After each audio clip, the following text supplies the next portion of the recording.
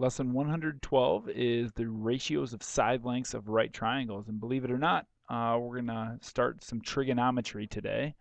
We don't actually, maybe we're not calling it that yet, but this is actually an introduction to trigonometry. So here we go. Ratios of side lengths of right triangles. I'm going to use a couple words today. One word I'm going to use is opposite. And when I say opposite, I'm talking about the side across from an angle. And when I say adjacent,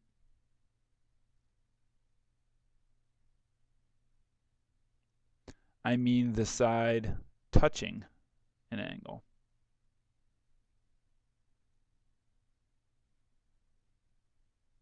Now every angle has two lines touching it.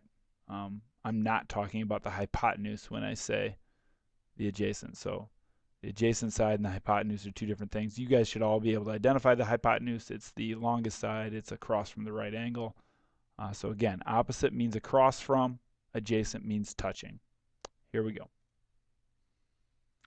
We're going to find each of these ratios for this triangle. We're going to express them as fractions and as decimals rounded to 3 decimal places. Okay, here we go. So with respect to A, angle A, we're going to find the ratio of these lengths. Opposite side to adjacent side, opposite side to hypotenuse, adjacent side to hypotenuse. Okay. Every right triangle has 3 sides. Okay, one of the legs we call the opposite side. So when we're talking about angle A, the side opposite to it would be side BC, which has a length of 1. The side adjacent to it, also a leg, would be side AC. It's got a length of 2. And obviously side AB is the hypotenuse because it's across from the right angle. I'm going to go ahead and figure out the length of that hypotenuse by doing the Pythagorean theorem. It's the square root of 5. Okay. So to figure out all these ratios they're asking us to figure out, we need to know which side's opposite, which side's adjacent, and which side's the hypotenuse.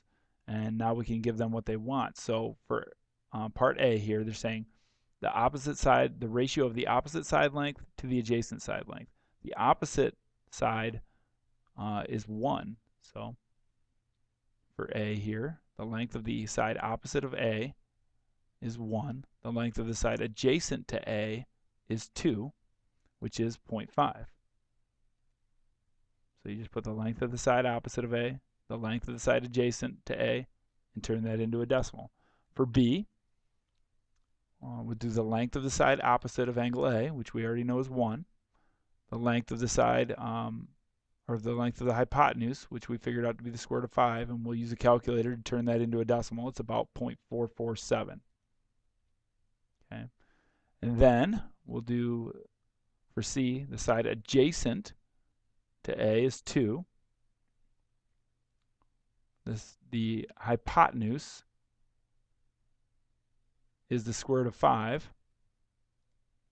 and that's about 0.894 written as a decimal. So we'll actually use these ratios later, but we need to be able to identify them first.